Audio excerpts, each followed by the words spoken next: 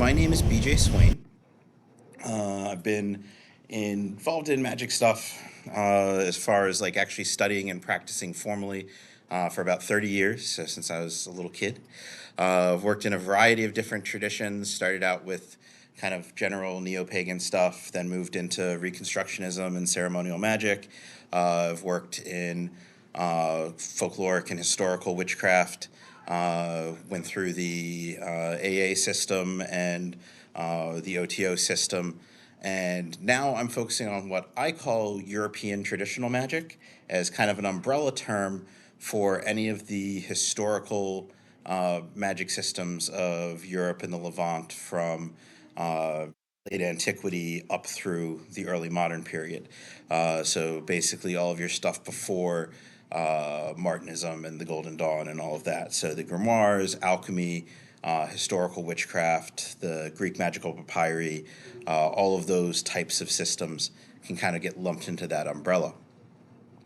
I've always worked from an animist perspective, and so those of you that were around in like the 80s and 90s remember where it was like super cool for everything to just be in your head and everything to be like an archetype or a psychological structure, and you were supposed to read really bad adaptations of Jung and Freud that actually don't make sense if you look at psychology. But that was kind of what everything was. And I was always like, that's weird. Like, why don't we just hang out with spirits? And now that's more of what we see, and it's awesome. So today's class is going to be very much built in that animist perspective, because we are looking at the idea of how things change dependent upon the era and the place that you're in.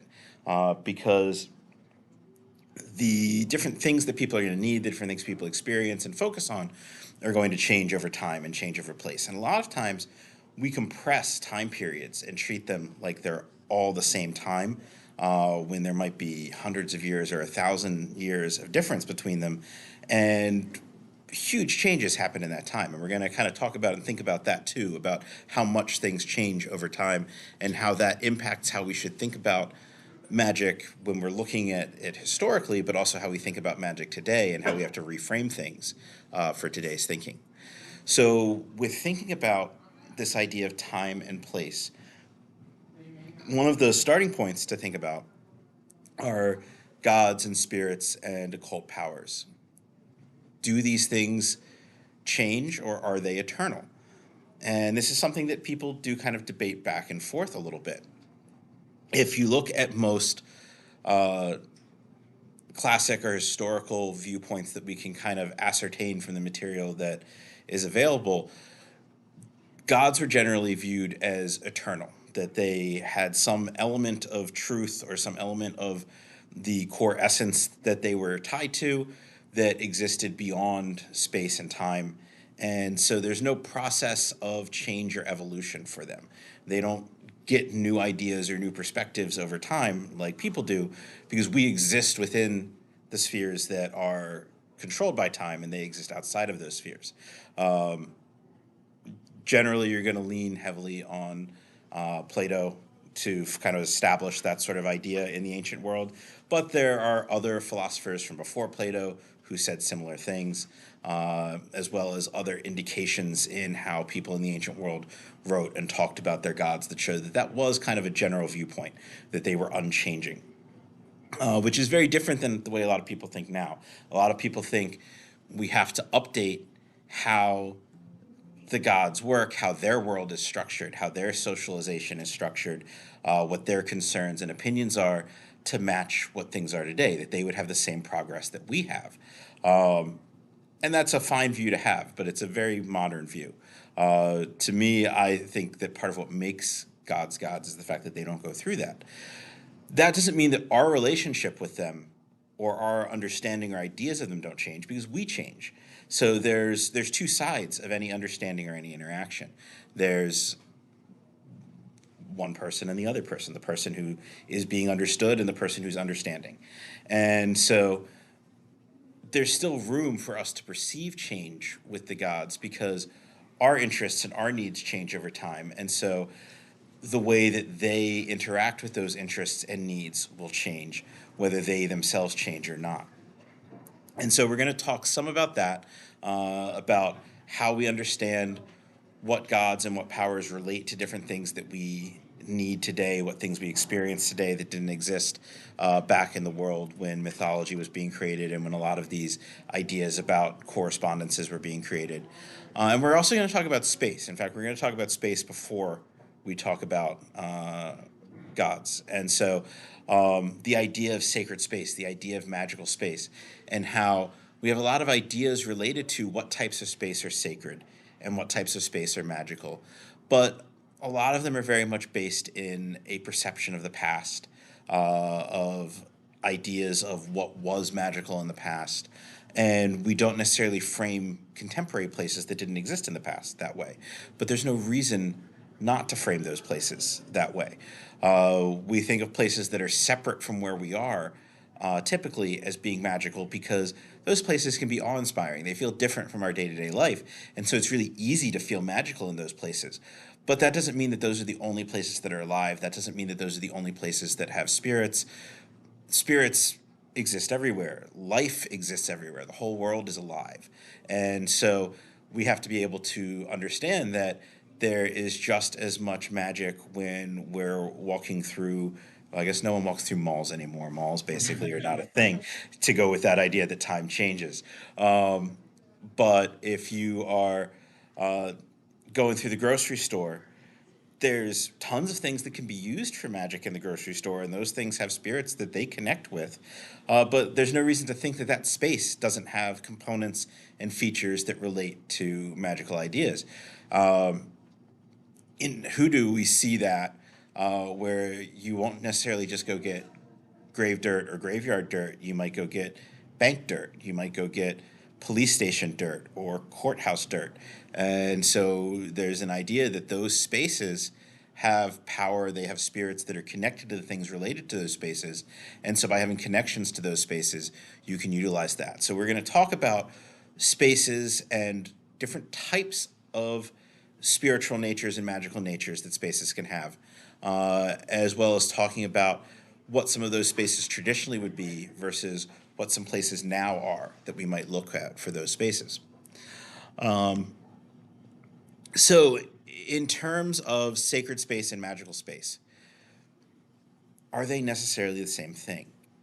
And when we talk about space that's sacred, being sacred means it's set apart. So it's something that is dedicated for a particular nature, particularly a nature that is related to something spiritual. So usually it's a space that's designated for a god or for some sort of spiritual being that we would give devotion to. But in magical communities, a lot of times we kind of talk about sacred space more generally. It's just any space where we're doing something spiritual or we're doing something magical. And part of that is because from like the 19th century on, there's been a lot of blend between mysticism and magic and religion and magic. And these things are definitely related and interconnect and interweave, but they're not the same thing. And sometimes we should be better about separating them than we have been over the last 100 years or so, because it gives us a lot more options to understand them and a lot more options to explore more specifically the things that we need more completely when we understand them individually. So when we're talking about space for magic, that's not necessarily a space that has to be sacred, because not all magic is going to involve dealing with beings that we would have devotional relationships with, or beings that we would look at as like holy or sacred beings. They might just be beings that are powerful, and some magic might not involve spirits or other beings at all. So we can have space that has a utility to it because it has been set up or interacted with in a way that accentuates or strengthens the magical components of that space without necessarily dedicating it as a space for sacred activity or sacred beings. But depending on the magic we're doing, working in a space that's sacred to a particular god or a particular spirit could also be useful if we're working with them for magic. Different types of spaces will have various qualities, and so we might need the qualities of one space or another to determine whether or not that's the right space where we want to work for a magical space. So if you think about this in a lot of old like curse work, uh, you leave the curse items on the spaces where the person who's being cursed will walk, or you leave them at their house because that space ties to them specifically. If you're doing courtroom magic, you may go and leave items on the steps of the court or outside of the court because that space ties to what you're doing. So you may not always be doing the magic in the space that's related to the object of the magic. You might leave magical things, or a component of what you're doing might be at the space that's related to the magic. But you might also have things where your magic is impacted by going to a space that is specific to the beings you're working with or specific to what you're doing. If you're doing magic where you're invoking the powers of the ocean, doing that by the ocean is going to be a lot more powerful than doing it out in the desert. There are certain spirits where they reside in types of places, and unless you have done the right rituals or received the right things to have representations of them in your home or in your shrine spaces, you have to go to the spaces where they are in order to interact with them. So, if for those familiar with Lukumi or Santeria, you get spirits birthed to you in initiations, and they are put into vessels that you then have to work with. But if you don't have that spirit, then that doesn't mean you can't work with that spirit or interact with that spirit. It just means you need to go to some place where that spirit naturally resides in order to do so. You can't necessarily call them to you if you don't have the access to them that way. So there's one spirit that I sometimes interact with from that tradition, and so I have to go to places of running water to work with that spirit because it's not a spirit that I have. So I have to go to the spirit. So sometimes there are going to be places that are specific to a spirit where we're going to want to work with them. But what we're going to talk about more is sort of general types of spaces. And so to think about that, I want us to think about kind of time and space from an animist perspective. Uh, a lot of us, again, if you kind of came up through learning magic in the before like the year 2000, you probably were very routinely going to hear the phrase space outside of space, a time outside of time. Because that was very much the thinking about how magical spaces worked, that they were these weird bubble spaces that could impact whatever time or space you needed because they existed outside of them, which if you unpack that, it's a little bit weird because it's sort of saying by being disconnected from creation and disconnected from reality, you can impact creation and reality, as opposed to by being deeper within creation and reality, you can impact it. And so it's kind of that difference between a God that pulls itself out of space and then creates the world by being separate from the space versus a God that creates the world by moving through that space and becomes part of the unfolding of creation. Usually in an animist perspective, you're going to have more of that present divinity, that present spirit, where things are within nature and within the spaces that we inhabit. And time and space themselves become sacred in that context. If you look at, there's a couple examples in the Greek and Egyptian magical fragments or the Greek magical papyri where time is particularly called upon and invoked in the ritual. The space that the ritual is being done in is called upon and invoked within the ritual. So those are considered living components of the magic you're doing. There's also various invocations in that context where different gods or spirits will be called upon by pointing out that you know the forms that they take at different times of day, or the forms that they take in different places, or the names that were used in different places for them, or the names that were used in different times of day for them, because their interaction with those places and those interactions with those times has a different quality of sacredness, a different nature to it. And so by possessing as many of those as possible, you call the most fully upon that God. In later texts, we see things like in the Hygromantia texts where the different hours of the day all have spirits related to them. And then that shows up in the Lemegeton as well, where each hour of the day has a ruling spirit. And that kind of reflects the planetary hours that we see in other grimoire texts, and the idea that you call upon certain spirits within certain hours because there is a ruling being that gives access to that spirit during that time. So the idea that we're working outside of time and place is very not aligned to the idea of spirit work, because time and place have spirits associated with them as well. They are living faculties that we can call upon with our magic. And when we think about it that way, the idea that different types of spaces have different qualities starts to make a lot more sense. And so the essential breakdown that I think is easiest to use for magical spaces, we've got liminal spaces, wild spaces, haunted or abandoned spaces, and negotiated or constructed spaces. So liminal spaces are the ones that are probably the most obvious. We talk about those a lot. Liminality has become a really big concept in the last 20 to 30 years. And so those are spaces that partake of two natures. They're spaces that are on the border of something. That's what a liminus is. It's a doorway or a border. And so the edge of the forest is a liminal space. The field is not a liminal space. The forest is not a liminal space. But the space where they meet is a liminal space. The ocean, not a liminal space. The beach, not a liminal space. But the shore, where the beach and the ocean meet, and where you have that integration of water and earth and air all blended together, where you can't escape from any one of those elements because they're all woven into one thing, that's a liminal space. Cemeteries are liminal space. They're spaces that we think of them as being built for the dead, but they're also built for the living so that we have a place to go where the dead are.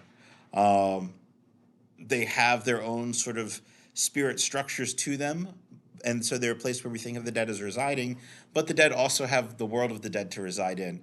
It's kind of a doorway space that's between the two spaces. It partakes of the living world and the world of the dead.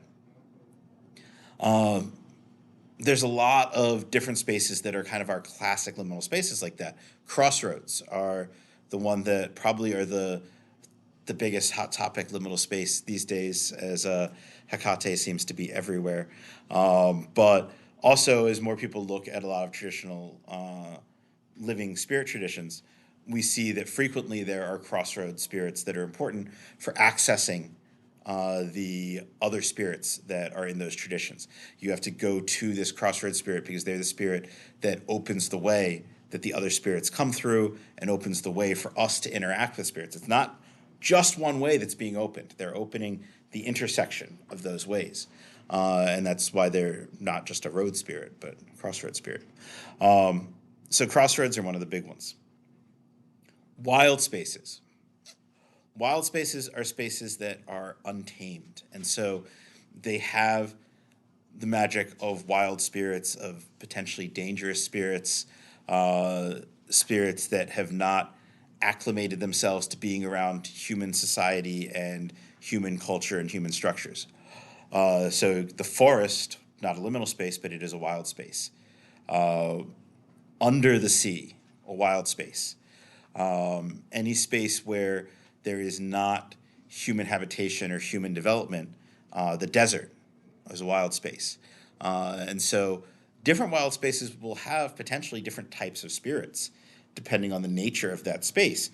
But those spirits are also spirits that frequently we are warned about, we're concerned about. We talk a lot about how water spirits can be dangerous spirits because the nature of water, we can't survive in that space. We can't control that space. And so we can get pulled under, we can drown, we can be lost there. And that does relate to the nature of those spirits. There's also an element to consider that there are a lot of water spirits that have historically been positive kinship spirits in a lot of cultures. And so our relationship with that water and our relationship with those spirits might be part of why those spirits are perceived as dangerous or do things that are dangerous. But even historically, there were still a lot of scary water spirits. Spirits of the forest. A lot of fairy tales deal with wandering into the forest and finding spirits that are dangerous. Outside of fairy tales, in folklore, If you wander into the forest and you start hearing music that's not supposed to be there, you might be in danger. And if that happens, turn your clothes inside out or turn them around, and that will confuse the spirits and let you escape, potentially. In Obeah, there are spirits that exist in the forest that are kind of vampiric witch spirits that are sort of wild and are powers that are able to give you power, but they're also dangerous spirits to approach, and that power is going to other you and change you from being like the normal people who are within society. Deserts. Deserts are another place where there are spirits that can lead you astray in the desert, and spirits that can be dangerous in the desert and leading you astray in a place where there's not going to be a lot of markers for what anything is, and where you can't necessarily see where you're going or figure out where you're going because you have no points of identification. It makes sense that would be the nature of where those spirits, how those spirits could be dangerous. Haunted and abandoned spaces kind of partake of the nature of wild spaces, but they're spaces where humans were. So they're spaces where people maybe have had habitations, or where people interact and do things, but they're not the spaces where people like to hang out and stay. And so if you have abandoned houses, that can be attractive for certain types of spirits that live in spaces near where humans are, but don't necessarily want to be where humans are concentrated. One of the traditional places that jinn are associated with are like public bathroom areas, areas where people will go, but people don't hang out and stay. And so your haunted abandoned spaces, those are spaces where there's still stuff that's structurally human about them. And so the spirits that are there are spirits that do have some interaction with people, but they don't prefer to be immersed within human culture or where people are. And so they adopt spaces that humans used to be in. This thing of abandoned psych hospitals. That's Yes. kind of a favorite there. A lot of crazy stuff happening. There is one near where I live, and I may have gone there frequently in college with other friends for urban exploration. There were definitely a lot of stories about that place being haunted. I never noticed too much, but I also grew up very sensitive to those things and worked to shut down some of my natural awareness of those things as I got older. So I don't always pick up those things unless I'm opening myself up intentionally. Negotiated and constructed spaces. Those are our last type of space. And those are actively created magical spaces that magicians are creating as magical spaces. I like to think of them as points there where you're building a nexus, because you are activating the spiritual nature of the space and the time. You're calling on whatever divinities are going to be overseeing the rites that will occur between you and the spirits you're working with. You are imbuing the space with a connection to your own soul and your own magical faculties and perceptions, and calling upon spirits to put some piece of themselves into that space as well. What are they again? I would call them a negotiated space, or so these are spaces that you create.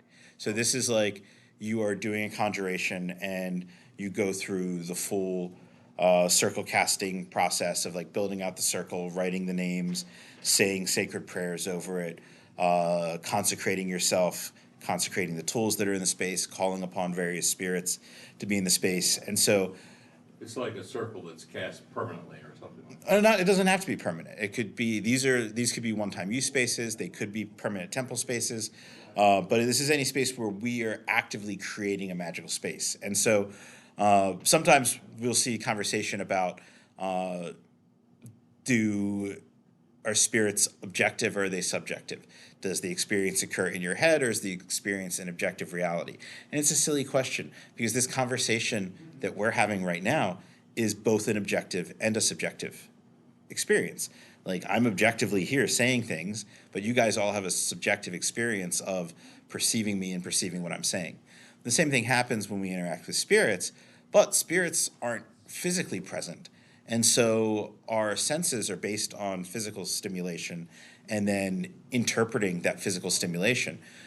we're having spiritual stimulation, and then our senses have to figure out ways to communicate that in ways that we can understand based on physical perceptions. Just like a residual energy that some psychics might talk about.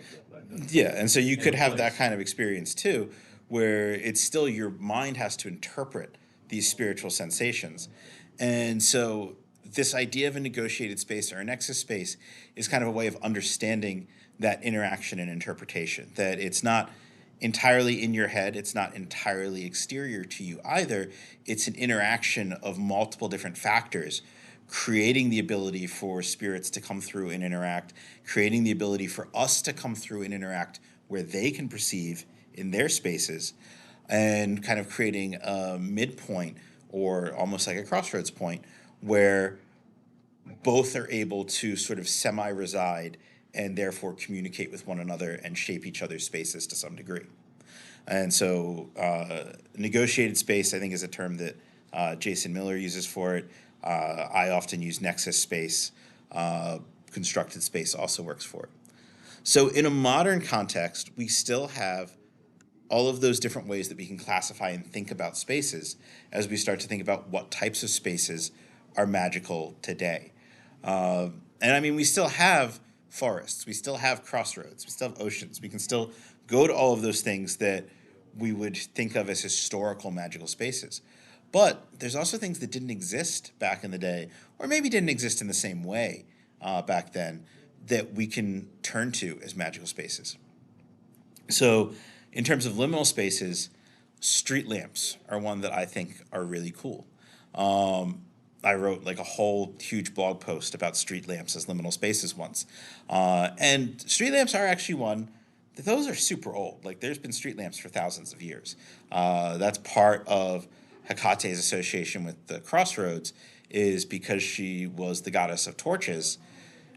Statues of Hecate were placed at crossroads with the torch lights that were at the crossroads to illuminate them, to protect people who were traveling and moving through those high risk spaces. So street lamps have kind of always had a magical element to them. It's not just a new way of thinking about them. But with a street lamp, you've got a space where it's dark, you're in darkness, but you're in a space that's in light within the darkness. And so you have something liminal there. You have something where it's partaking of the night and partaking of the light of the day through that constructed element of having the lamp there shining in that dark space. You couldn't have the street lamp space without the darkness to define it. So it has to have elements of both. You can't think of it as just the light itself, because that light wouldn't matter if it weren't part of a darkened space.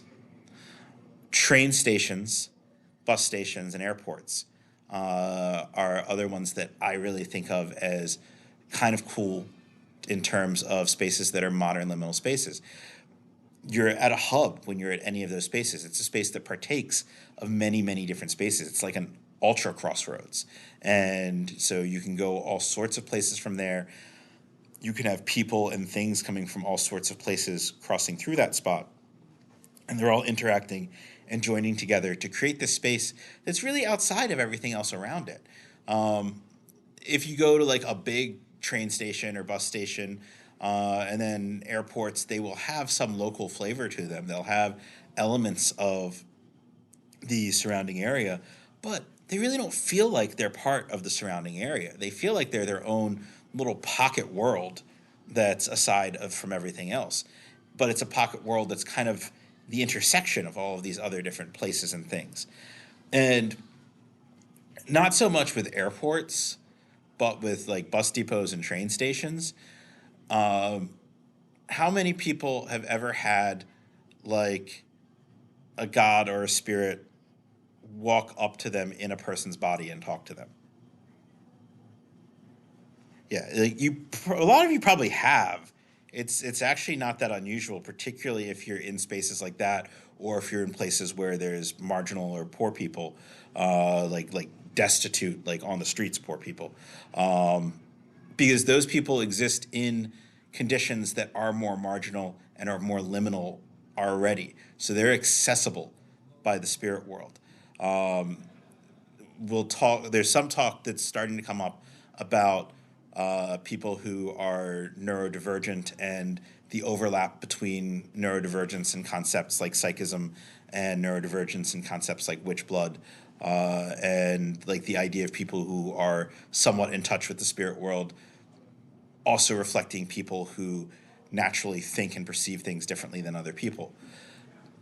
You can kind of extend that idea to people who are put into situations of extreme physical and mental stress on a constant basis, where that may shift how they understand reality. It may shift how their mind is balanced, and that can also open them up to that sort of liminality that makes them accessible to the spirit world.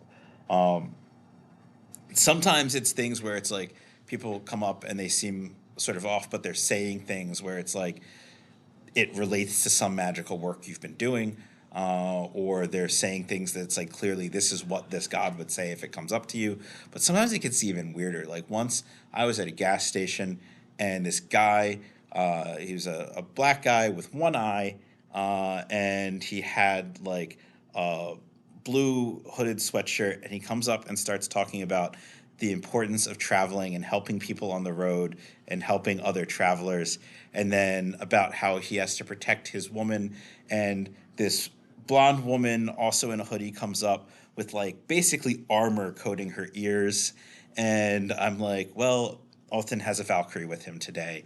Like, and he's one where like I've had multiple strange people approach me who were homeless people talking about like really weird stuff that's like straight out of like the Hava Mall or various other things where the High One is speaking, and it's just like, okay, well, this is just going to be a thing.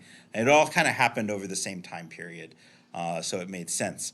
But sometimes you'll get extreme ones like that, and spaces like bus depots and train stations where you've got a space that is fairly liminal, but it's a liminal space that's accessible by people who are on the margins, and like an airport is not. But it's also a space where not only is it accessible, but because there's so much transience there, people aren't going to displace transient people as quickly there. So it's kind of a safer place for people like that to find shelter. You've got a lot of liminality happening there, and so it's a great place for spirits to find ways to interact with the world through people. In a Kimbanda class I was in, they talked about you can leave offerings out at crossroads, and spirits will work through homeless people to take those offerings and enjoy them. But going to a train station or a bus station, you're at a space that's already related to those spirits of the road. And so you've got more likelihood of some spirit being able to easily come through, easily kind of latch onto a person and take advantage of the physical offerings that you're leaving in those spaces. So that's one way that those liminal spaces can work specifically in operant spirit work and magic, is there places where you can go to leave gifts, leave offerings. But there are also spaces where if you are kind of open to it and you're doing a lot of spirit work, particularly spirit work that pushes you into weird spaces, like work with the dead tends to pull people into that space where you're sort of overlapping the world of the dead. But consistent work with certain gods or certain demons or angels might also put you in a space where they are more drawn to try to physically interact with you. And so going and kind of hanging out in those spaces can put you in a space where you're more accessible for them to find you through someone if they need to communicate with you that way. The internet is kind of the ultimate liminal space.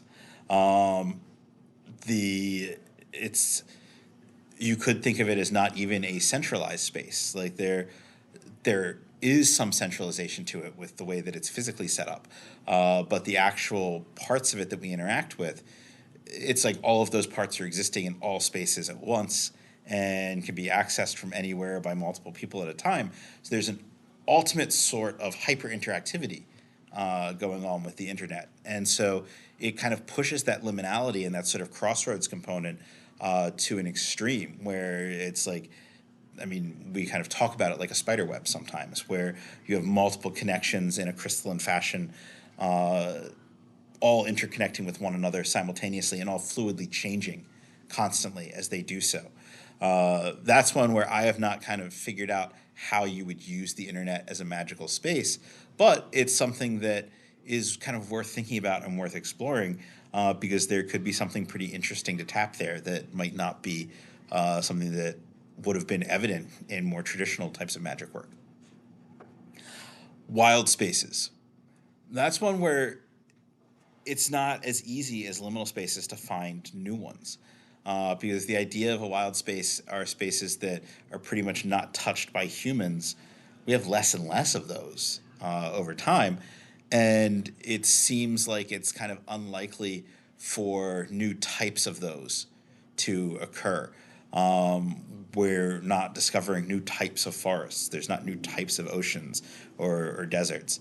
Now, you could have spaces that were human spaces and kind of went through that phase of being a haunted, abandoned space, but then end up being fully reclaimed by the wild. And so you could have spaces that were not wild spaces that become wild spaces, but they're probably going to have the character of the type of wild space that they are. But there will probably be a period where there is a bit of a mixed character to them. If we want to think about spaces that are wild spaces that are different from what we would traditionally think of them, we may have to think about dangerous human spaces. So spaces where the normal structures of a society and culture, the normal laws and protections that people agree to in the overarching society are not honored and are not as consistently paid attention to in those spaces. And there are definitely human spaces like that. Yes. I've never been to any of those sorts of festivals, so I can't speak from experience. But if it's a space where people kind of just do whatever, that could be. Yeah, like, and I think there, and that's actually a good illustration of how spaces can have different characters. So that could be a wild space where it's like the structures of human society aren't there, and so there might be spirits that like people but don't like human society that interact there. But it's also not a space that necessarily has a dangerous tone to it. I was Where, thinking of space that was altered by man and then just sort of wild took over. Nobody ever lived there, for instance. yeah, That's a big one. yeah, and I think that also like that could have like a slightly different element where the spirits that are there are probably spirits that would have been the wild spirits that are there, but now they're impacted by man and in kind of a negative way. And so that's going to adjust the nature of what that space is like, the nature of what those spirits are like. So spirits where like mining spirits are traditionally thought of as being potentially helpful spirits, spirits that might warn miners about what's happening, but they can also be spirits that are thought of as dangerous as the mines become overly mined, and because usually the mines also start to lose their structural integrity at that point. And so it kind of, and you can kind of see that where it's like, it does open up the question of like, okay, are we thinking that there's more dangerous spirits there because we've made the space more dangerous, or is the space more dangerous because we've hit a point where the relationship with the spirits is bad because our relationship with the space is bad? You could sort of try to unpack it either way, or recognize that there's not really a difference in unpacking it, that it's sort of cyclical and interwoven regardless. The internet, again, could be a space that could be a wild space. There are definitely spaces in the internet where people do not behave the way that you would behave in normal society. There are definitely spaces in the internet that are constructed specifically for not obeying the rules and laws of society. And so, again, a little difficult thinking about how to engage the internet as a space where magic has worked, but you could find spaces on the internet that would be considered wild spaces. Like X. Yeah. I was thinking it. Yes. Haunted and abandoned spaces are another one where, and the same for negotiated spaces, there's not going to be much that's different in what those spaces are, because those are spaces that are predicated on human interaction. But if we are dealing with a haunted space, like say you have found a house that is just perfect and it's inexpensive because it's been on the market for 10 years because it was abandoned and kind of run down, and there's rumors about horrible things that may have happened there, and no one wants it, and you're just like, that makes it kind of neat. It's got personality. And so you decide you want to move there and you start fixing it up, but all sorts of weird things are happening because there's spirits that have been chilling there because there haven't been humans there for the last 10 years. And now they're like, hey, why are you moving into my space? Like, I'm going to mess stuff up so you don't come in. You don't have to necessarily go in and like blasting rods out, chasing out these spirits, or calling in the local priest to exorcise them. They just want a place to live, so they're not necessarily bad. Now, if they are like bad and dangerous and harming you, then yeah, like go through whatever you need to protect the space and protect yourself. But if it's just that they kind of don't want people there because they live there, build a spirit house for them outside. Invite them to live outside, make offerings in that spirit house to entice them, speak to them like people that you respect because they have their own personhood, they have their own agency, they were just living in a space, they're not doing anything wrong. I had a situation where the spirit just didn't move on after dying. Person And who died, not even live there, but she saw it as her house, yeah, and nobody would buy it. And she moved. I moved her on, and it was sold a week later. It was on the market. wow. And so yeah, so that's it's like sometimes there just needs to be kind intervention there. So we'll work with whoever, whatever. Yep, and kind of give them the options they have for being able to get along. Yes. Hmm.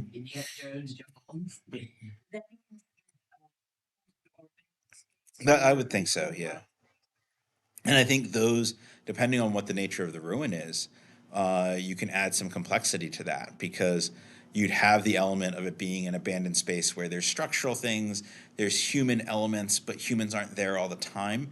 And so that's attractive to those spirits that sort of want to be on the periphery of human spaces, but not in human spaces.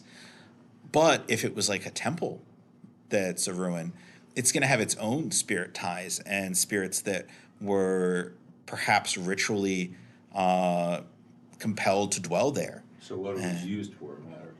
It can, yeah. So it may be that uh, whatever spirit was living there as a representation or emissary of the god that was worshipped in the temple might still be there. They might have attracted other local spirits that want to live in that kind of space, and they might have their own spirit community where that spirit's kind of the head of that spirit community. And so that's something where that can add a layer to how you might work with that space. It could also be something where it's just been so long since that space was used for that, that there's been no offerings, that the people who created the connection with that god and the spirits underneath that god, that maybe they've moved on and it's just a regular haunted space. But it's something where when you encounter a space like that, it can be worth exploring who and what are there, and trying to figure out how to work specifically with who and what are there. Because again, it's the like a big theme that is kind of running across through the classes I'm teaching this year, but I've noticed in several others, is recognizing the idea that spirits have personhood, spirits have identity, they have agency, and so we can't just, and when we talk about gods in just a second, we can't look at it as let's check a box and say, oh, it's this type of spirit relates to this, you interact with it this way, and let's move it along like a conveyor belt. It's more like meeting a neighbor. You've got to go through, and if your neighbor has a citrus allergy and you give them lemon bars as a gift to invite them into the neighborhood, it's maybe not the best gift. So you want to get to know them, find out what's a good way to interact with them, and how that interaction is specifically going to be shaped based on your nature and their nature. And the same is true when you're going into spaces and trying to work with the spirits in those spaces, as opposed to creating spaces where you're calling spirits in. And even when you're creating a space and calling a spirit into it, you still need to get to know the spirit and understand, like, but you may have a leg up there because it's like you're working with like a phone book. You've got your grimoire, you've got your book of mythology or whatever it is that's describing those spirits or those gods. And so you kind of know something about them when you're calling them. But the particular version of them that shows up, because sometimes they show up differently depending on the path they're taking to get to you. Sometimes some larger spirits and gods, they might have spirits that are underneath them that kind of go in lieu of them to do things and interact with people. And so there's going to be a particular character based on the interaction. So you've got to know and understand that particular character. You can't just walk into it thinking everything's going to be like you heard it was from hearing about other people working with this god or this spirit or reading about them in a book. I was wondering about a lot of spaces, especially in Europe, places have been built on top of other places. Like one example would maybe be Troy, for instance, but also after Christianity, a lot of churches were built on pagan sites. And I just wonder what that seems like that'd be fascinating to look at some of the interaction. Is there still a war going on between some spirits, a conflict, or and I think that's also like that's going into it could be under contention. It could be being fought over. I don't know. They could be. They could also be working together. Like because if it's like a church to Saint Bridget, it could have been the pagan goddess Bridget was there. So the American perspective very much has this us them in terms of the older religions and the new religion, because we're founded by Puritans who didn't like anything. But through most of the world, through most of history, there was a syncretism, there was integration, and you still have in a lot of the world now where the way the average person practices their Catholicism is a folk Catholicism that's a double faith that still has elements of their older religion and older traditions as part of it as well.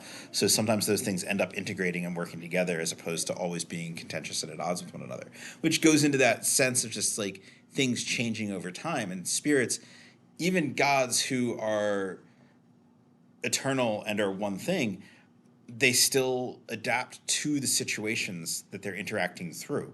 They're not being eternal doesn't mean they're like one note inflexible beings that can't handle anything.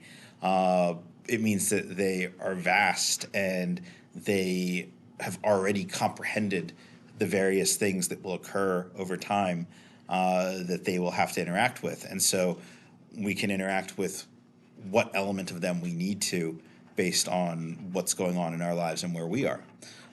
Which again, if we're kind of getting out of that box of crayons idea that this god is our green crayon, this god is our blue crayon, and so we're going to use him for this thing or that thing, and the idea that gods and spirits are frequently big and frequently encompass a lot and can do a lot and understand a lot, then it becomes a lot easier to think of okay, over time, they're going to be able to deal with different things and recognize our different needs, and we don't have to lock things in. And so that actually kind of pulls us to where the next thing in the notes was anyway. For a quick thought exercise, just close your eyes and think about what the world around you was like 10 years ago. Things were definitely nicer. We weren't worrying about a king 10 years ago. Now, think back 20 years ago. And if we go further back before most of us were there, but we still have an idea of what it was like, if we go back 70 years, that's kind of like the invention of American modernity. American car culture develops then. Most of the things that we think of as Americanism in a modern sense developed then. But it still looked very different from 10 years ago or 20 years ago. If we go back 100 years ago,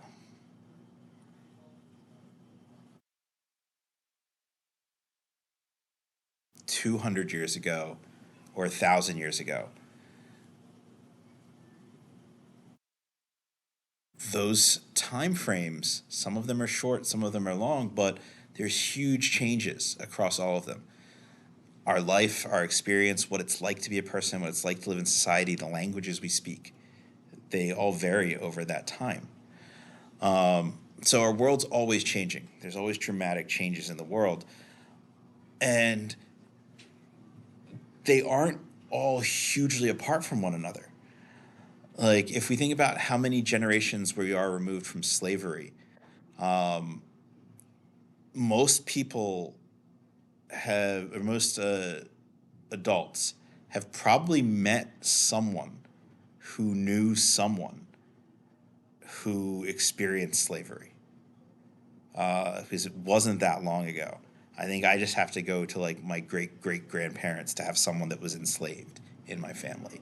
So it's something that's still relatively close, still something that impacted, even indirectly, people who are alive, because you've got maybe 2 or 3 degrees of separation before you encounter someone who would have directly experienced that. The Great Depression.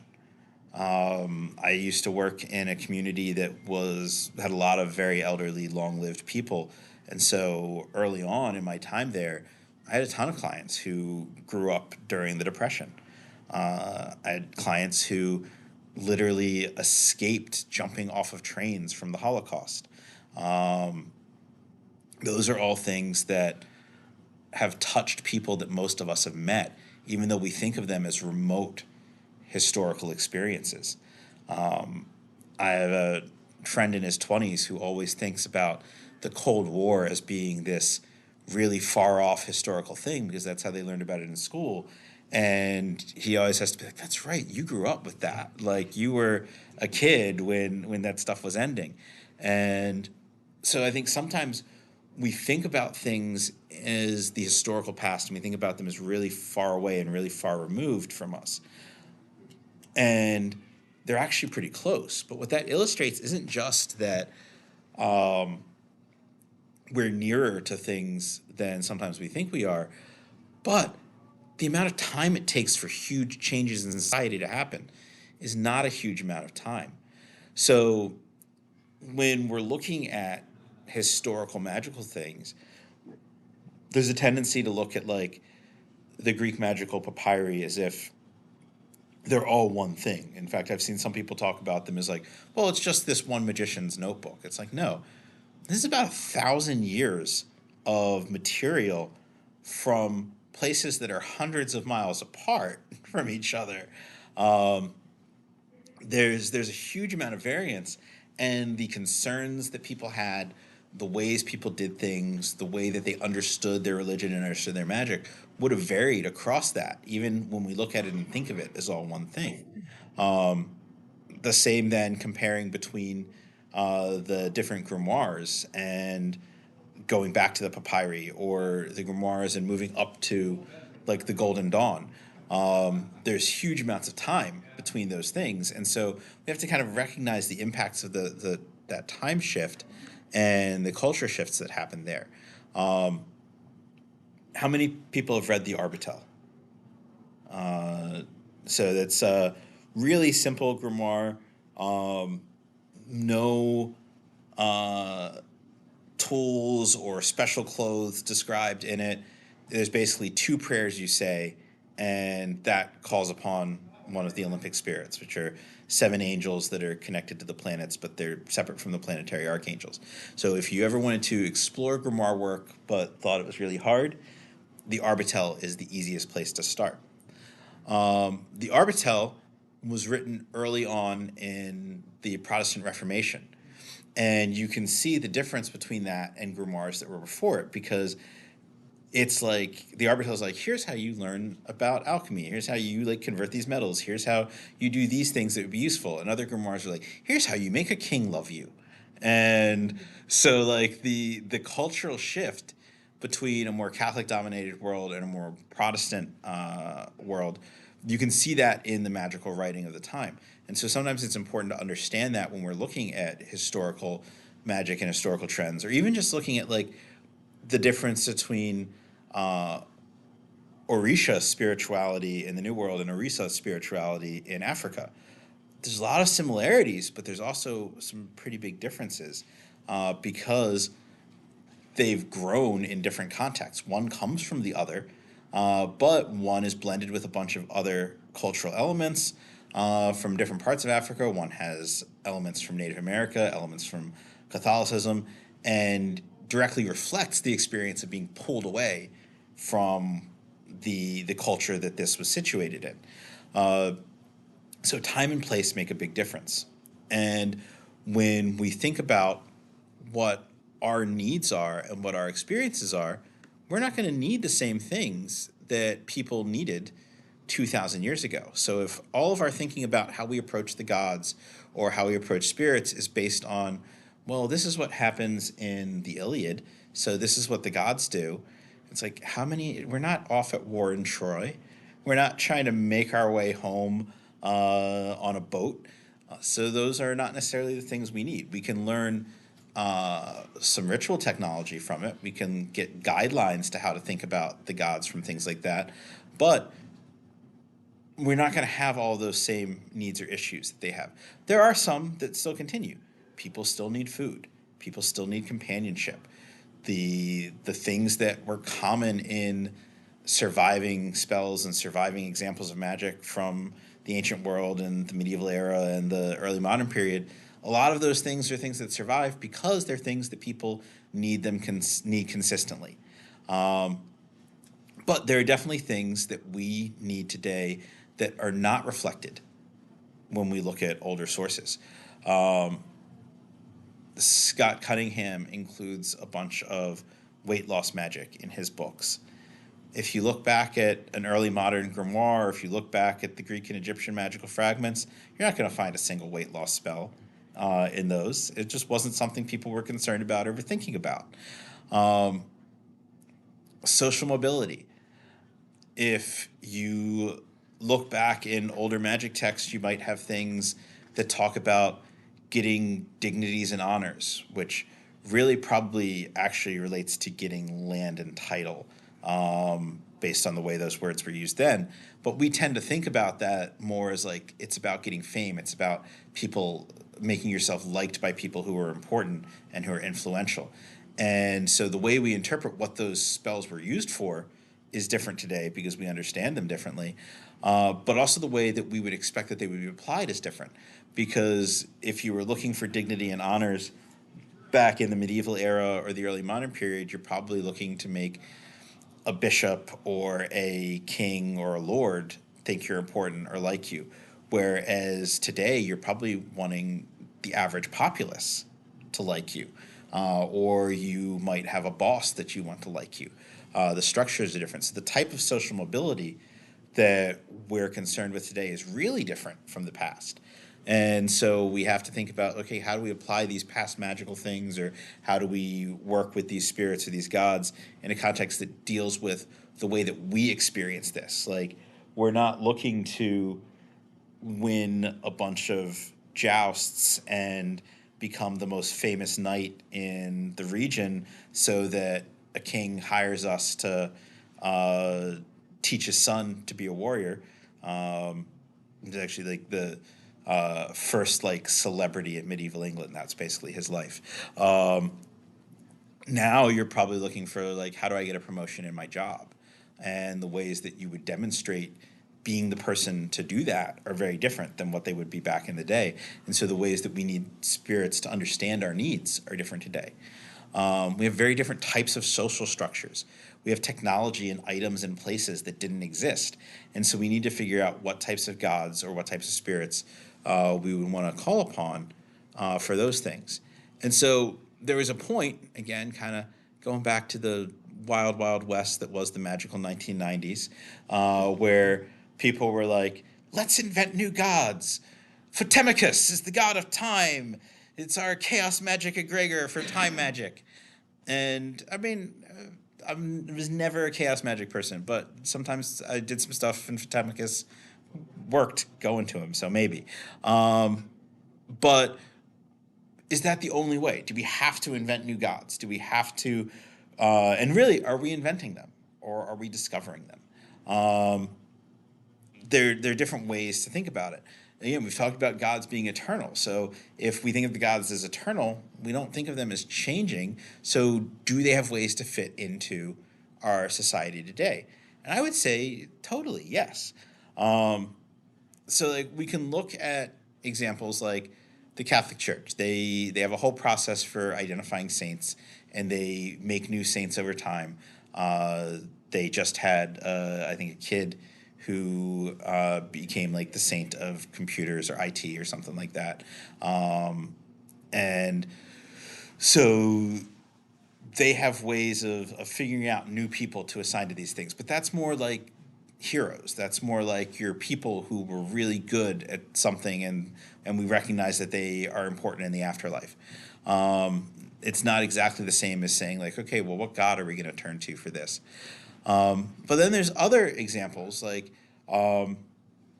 in Jewish law, as far as I understand, electricity is treated like fire. So all the laws that relate to fire govern electricity, because electricity was something new. But it's like, okay, just because it's new doesn't mean it didn't exist before. We have laws that are about this similar thing, so those laws apply to that. And that's another perspective for how we can look at those things. We can look at different categories of experience and existence and say, is there a God that related to that? So just because we have different types of theories and ideas about medicine today than we had in the past, does that mean Asclepius is no longer a god of medicine? Does that mean that Hermes is no longer a god of doctors? We can still look at those gods who related to those things, and they can still relate to those things. They can encompass the new forms of them. That would be sort of weird to think that the gods wouldn't be able to understand the new developments in those things. But then we have other things that are completely different, like airline and train travel or cars. The idea of sports is very different from what things would have been like in the ancient world. There were sports activities, but they were much more closely tied to military training as opposed to recreational activities. But does that mean that we need entirely new gods to deal with those things? Or are there gods that make sense for them? Um, in, Back in Nebraska where I grew up and was a baby pagan, we had a very specific deity for driving around town and fighting parking spaces. That is one that comes And up very the, frequently. the great invocation is as called to protect us. Yes. It's patented. Well, Or I'm wondering too if, like in the case of saints or heroes, do we actually make that, presumably now deceased person who's a saint or hero, do they actually, is there like a epiphysis going on there? Are they made into a god? they could be, and that's a very traditional way of looking at it. And Gwendolyn Reese did a really great class on heroes yesterday that kind of talked about a lot of that. But another way to think about it is those people that we recognize as kind of elevated dead, where we're like, okay, they were really awesome in life, and we have seen signs that they are willing to do things and have the power to do things in death. So we're going to recognize them as people who we know are continuing and we know are able to do things to help us. Like Mahatma Gandhi or Dr. Martin Luther King, or whatever, Yeah. those are maybe political. And so, do they have power because they were awesome and so they've achieved a space in death where they're awesome? Do they have power because we venerate them and that feeds them and elevates them and gives them power? Or do they have power because there are spirits or gods or beings that are related to the things that they relate to, and they become part of that complex of being when they move into the land of the dead? I don't think we have to have a fixed answer to that. I think that any of those ways of thinking about it are ways that work, and from a pragmatic sense, they mostly result in the same thing, and they mostly have the same processes for getting there. So it's one of those things where, like, there are some things where we can say, all right, this thing is clearly not how stuff works, and it's sort of ridiculous, and it doesn't make sense for people to do things this way. But then we have other things where, okay, these things happen, and there's like six different ways we could explain it, and we're never going to know which one is the accurate way. So it doesn't really matter which one people believe. They all sort of work. So I think there's lots of ways that heroes or saints could work or operate. The big question is, when we call upon them, do they come and do they do things that help us? Some people think of them as avatars. ascended people really advanced. That's kind of a fine line between that and God's, Yes. if there's a line at all. And so going back to kind of thinking about different modern things. All right, most people, how many people have driven a car before? All right, so that's a pretty universal experience. Uh, if you've got a problem with your car, who are you praying to, or who are you calling upon to help with your car? Like it's something all of us use, something we all deal with.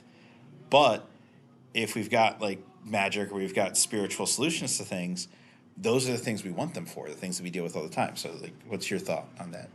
Well, like, I'm just expanding on what you're saying here.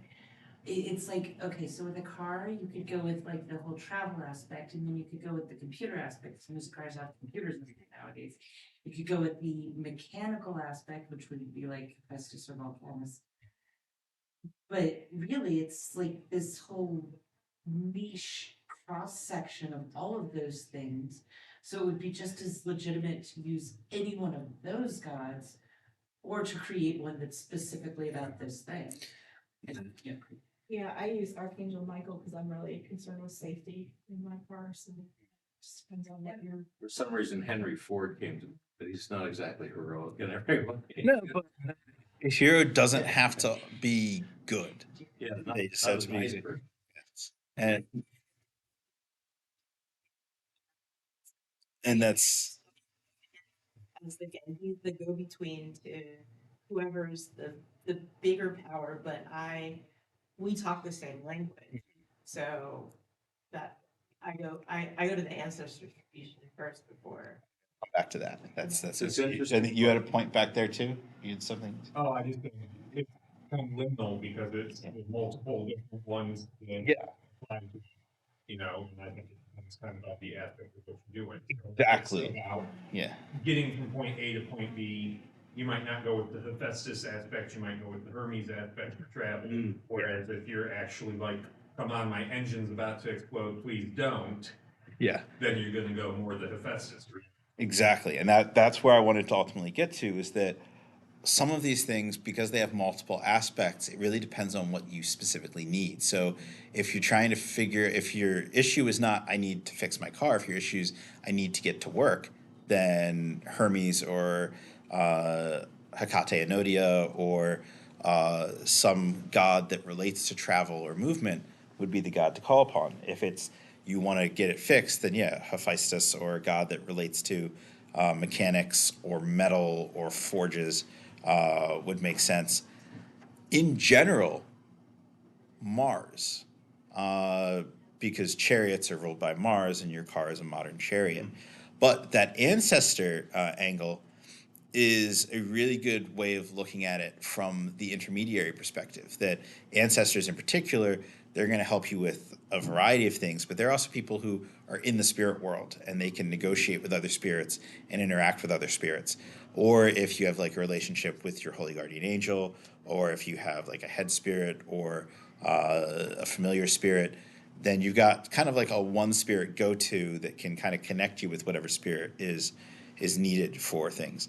Did you have another comment? Yeah, to go back to what you were saying about the things that stick around. Mm-hmm. Like one of my little pet things is I like to think about why we have these things in the first place. Like who came up with Aphrodite and why?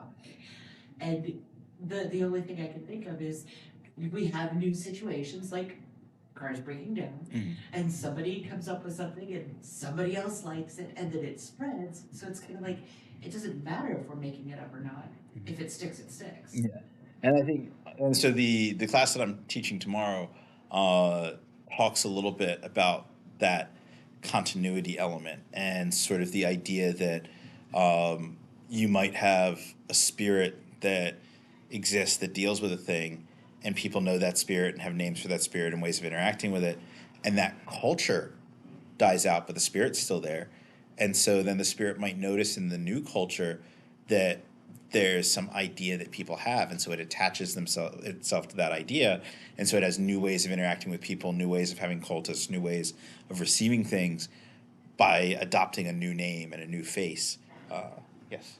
Well, and as far as the things that stick around, I think some of it too is, to us right now, something might not be what it is, but 100 years from now, you kind of jokingly said Jiffy Lube, you know? Yeah. So, archaeology standpoint, temples to the god of Jiffy Lube. Yeah. Or his They name is might Jiffy. start Yes. playing Jiffy for something. That's Okay, but I'm not very worshiping possible. boys.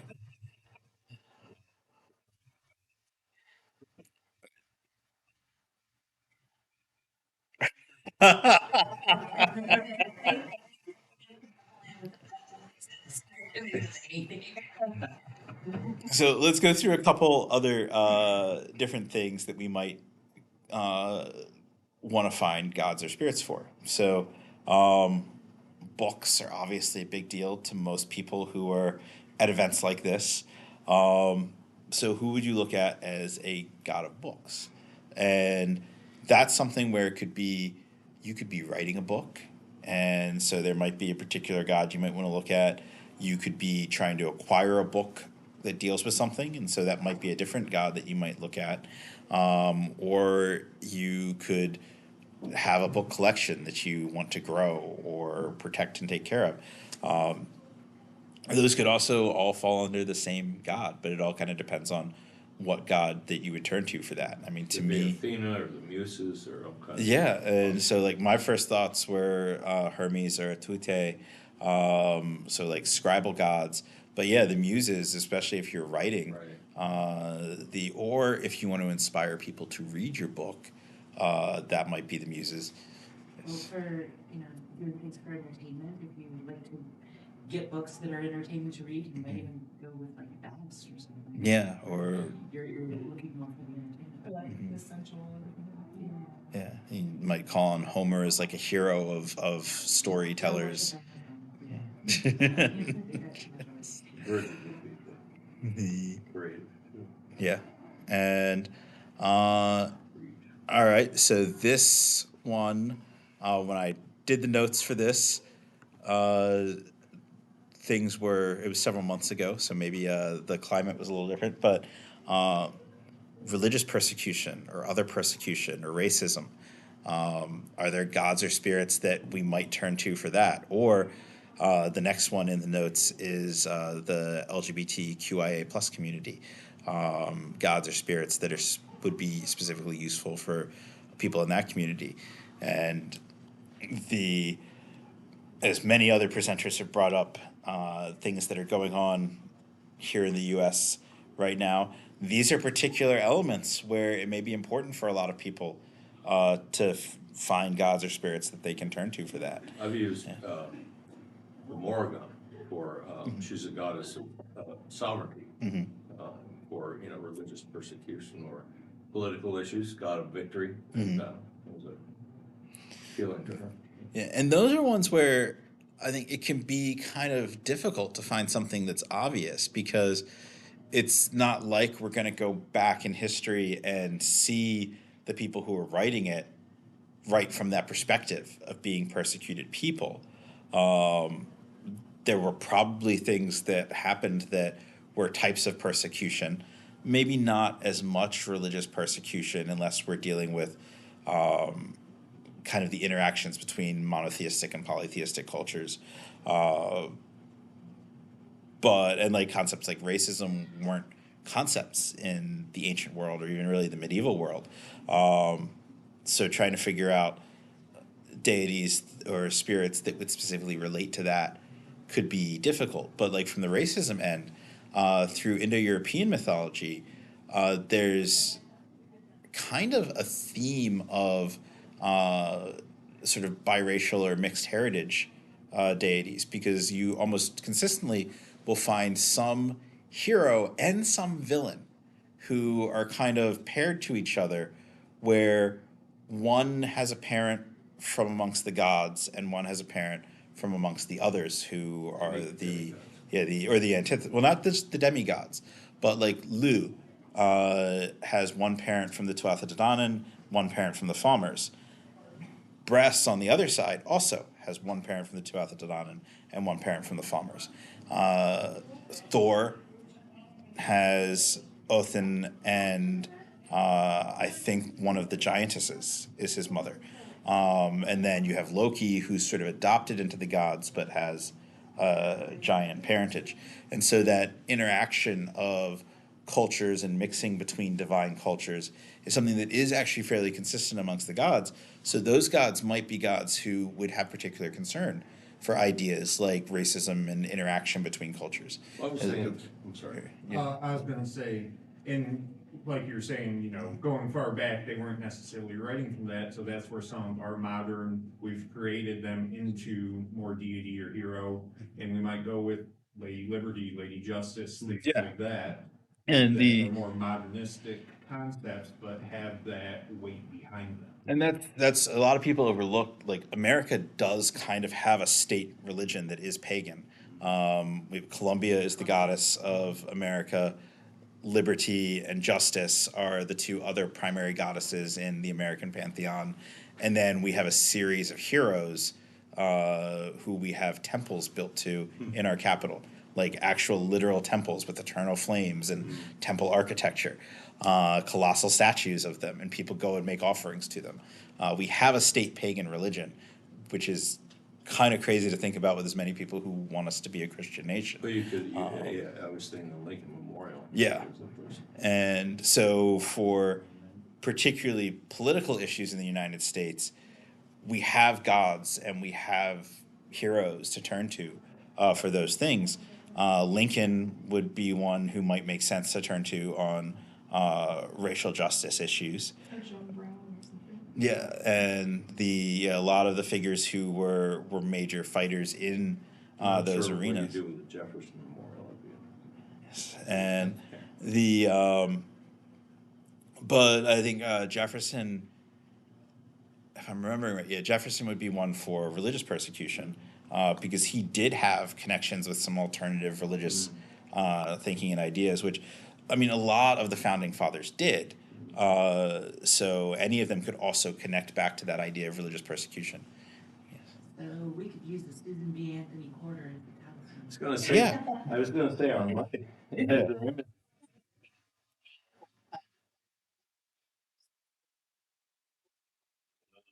a walking liberty. Yeah. And then Side didn't feel down to for years. Mercury dimes are used commonly in magic. So Yeah. the idea of using our coinage in magic, not only is that something where there are symbols built into a lot of our coins that would work magically, but also there are things that circulate out into the world and have power to impact things in the world innate to what they are. And so they can be very useful for something that you're magically sending out or something that you're magically calling upon power through. Okay, so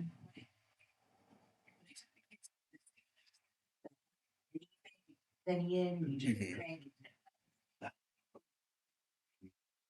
If you can go to like a museum or a zoo or something that has like a specific image, create your own talismans to build. Yeah. Yeah, they have these special coins that various, they have some things on. Chuck E. Cheese too. What is that thing? I'm bored, so I go to Disney World and have the little figment coin that I use for when I need a little spark of creativity. I was thinking of a type of cursing magic, but some of the things have been created by some political figures. You can Yes. guess what it's something. So, in that, thinking about how we can use modern items, but also how we can find gods and we can find heroic figures or elevated figures, if we don't necessarily want to use the term heroic, because they're not all good in all ways, but they may still be useful and they may have things that are good about them that we can turn to. That they're infamous for could be useful for. Depending on the types of magic you're doing, The yeah. image of Andrew Jackson for Native American relatives, because he was terrible. Yeah, or Andrew Jackson for destabilizing a regime because he was very unstable as a leader and built an unstable cabinet.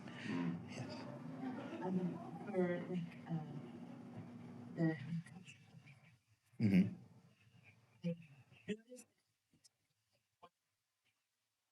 the court justices, that thingy that will create energy. Mm-hmm. And it's like, it's almost like priestly vestments, and that priest of justice has been passed on kind of thing. Yeah, and I mean, The beads represented the ruffles that RBG always had. okay. And I mean, You see more of a, let's say, progressive. I believe so. Yeah. That would be a good symbol then for. so the last thing to think about, and we had some, I think that was some great discussion about not only who we can look at from amongst ancient gods and spirits for modern things, but how we can also look at people that have existed through history to call upon as icons for those things.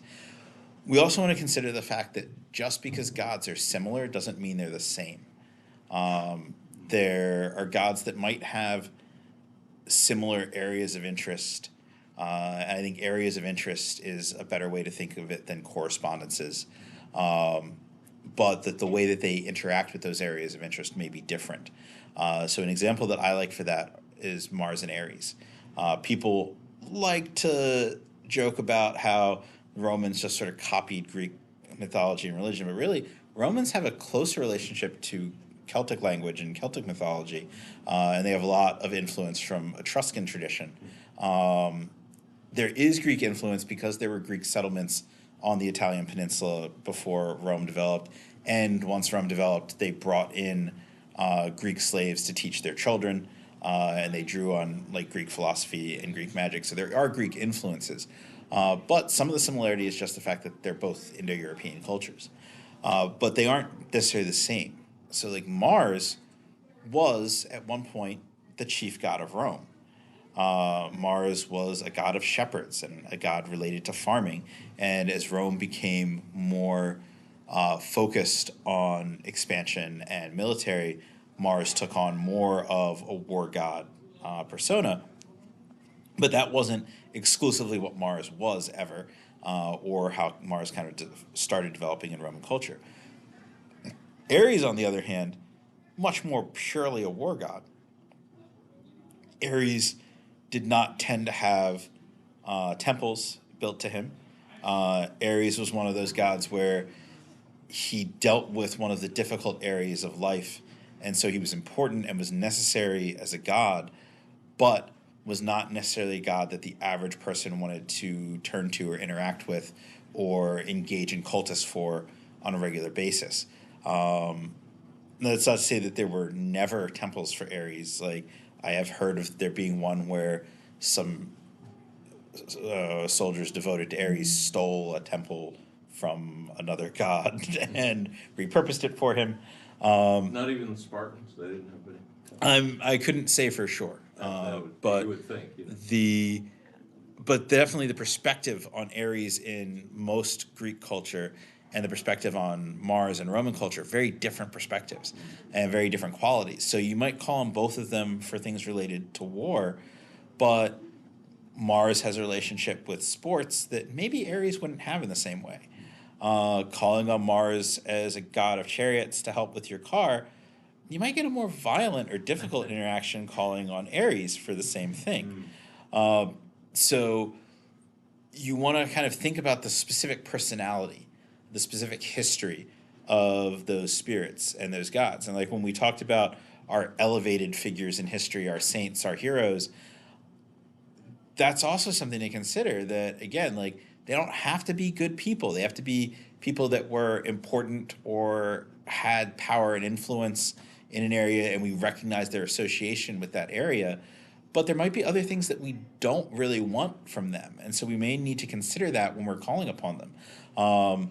Same thing, like just in any magic, if you're like conjuring a demon or an angel, you might want to look at things that they do outside of the thing you're calling them for, because the way that they do the thing you're calling them for might reflect those other things that are within their area of interest as well. And that might bring elements that you don't want into what you're doing. So some of it might be you pick someone to work with who is well aligned with your goals and well aligned with what you want or you need. Or some of it might be that you make sure to negotiate clearly that it's like, okay, like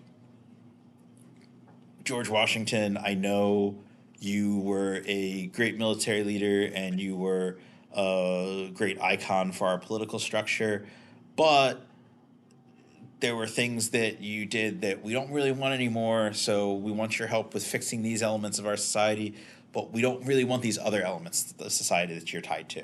So we just want this. So being upfront and explaining that, again, spirits are people. Spirits, they have agency. They can understand things. They're going to have things that they want. They're going to have their interests and the way that they want things to be. But when you're calling on them to do something, you might not want all of that. And it's the same thing when you're dealing with a person. Like you might be working on a project with a human incarnate person, and they might have a lot of ideas that they want to bring to the table in the project, but it's going to take the project in a different direction than where you need it to go. And so you kind of politely acknowledge those ideas. And maybe you're like, yeah, we can consider some of them, but these other ones, those are really off the table. But this is where we really need it to go, and this is where your strengths help with that. And so just sort of being upfront, being open about what the actual needs are, what the actual goals are. Is this when you negotiate with the spirit for what you want? Yeah. Kind of like that. And so, yeah, so it's like that part of the spirit interaction doesn't have to be lofty, fluffy poetry. That can be a conversation. That can be very like brass tacks, like, all right, this is what we're trying to do. This is what I'm going to give you if you help with that. If you do it really well and it's got all these parts, I'm going to make sure I get this thing as the offering. But if you can at least help this way, I'll give you this offering. But definitely don't do this. And so that can be an important part of how we frame those discussions. And I think sometimes people think that those discussions have to be these like lofty prayer, poetic discussions, or like you build into the invocation what it is you want, and so it has to be in that same flowery language. It's like, no, that stuff's how you get their attention. That stuff's how you get them there to talk with you. Once they're there, you're chilling with a bro, having coffee and like planning stuff and figuring out how to execute your plans. And which again, like you brought up ancestors. It's like they're the best example for that's that interaction. Like you sit down, you make dinner, and you talk with the spirit about what you need. And so it's completely okay, but not just okay, but necessary sometimes to frame the specifics of what you need. That it's like, I need this way, and I need to not have these parts of it that you might want to bring to the table, but they're really not going to be helpful. Does the, I know this idea of the American God's concept of kind of feeding this God, in terms of what they're generally well known for now, does that have an impact on what you're going to get? I would think. I think it can. I think. I mean, Washington is generally well known. Well, he's a little. Yeah. It's more nuanced now, you might say. There's definitely an element in a lot of traditional cultures and traditional spirit work where the things that you're offering impact the nature of the interaction. So, like, if we think about classical necromancy, you basically give the spirits things that allow them to act like they're alive. You give them grain to give them sustenance. You give them milk to give them strength. Olive oil to kind of quicken the mind and the awareness. Wine to stir and energize them. Honey to sweeten them and make them kind of remember the enjoyment of life. And then if you give them blood, you're giving them life in order to allow them to work. You're raising the dead and animating the dead, not in a bodily sense, but in a way that you are giving that spirit the strength to act in the world.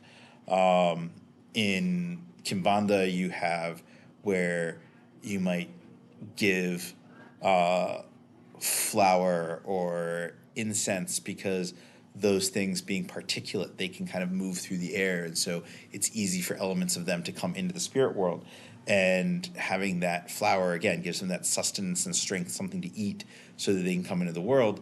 You light candles or give fire because burning through the Kalunga into the world of the living is a difficult thing, and it needs energy and heat to do that.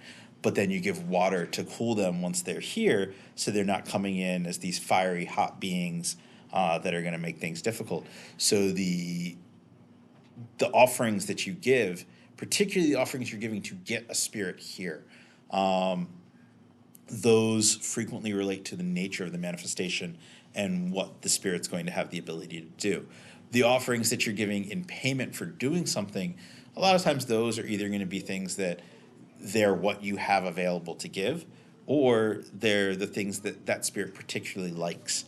So, like giving Saint Expedite pound cake, or giving honey or sugar to certain spirits where that's their traditional offering. So there's going to be some shaping to that based on the mechanics and utility of the offering, or the preferences that the spirits have for different types of offerings, or your own capability in terms of like what you have to give. So I think we've got a wrap there because it's 1 o'clock. So again, I passed out some flyers that have QR codes for how